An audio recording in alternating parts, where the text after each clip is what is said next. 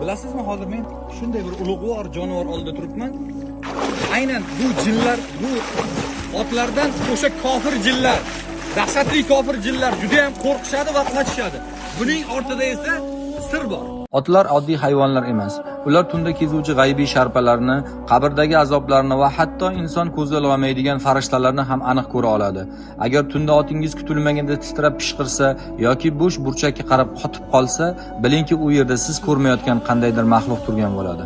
Qadimda daryoga cho'kkan o'liklarni topishda bejiz otlardan foydalanilmagan. Jasad yotgan aniq nuqtaga kelganda ot to'satdan dahshatli kishnagan va suvga qadam bosishdan bosh tortgan. Yana bir dahshatli qadimiy haqiqat bor. Agar ot kutilmaganda siymay qolsa, ya'ni siydigi tutilsa, uni tunda qabristonlar orasidan yetaklab o'tishgan. Qabrdagi dahshatli g'aybiy quvvatlar va sharpalarni ko'rgan ot o'ta qattiq qo'rquv va hayajonga tushib, bu kasallikdan bir zumda qutulgan.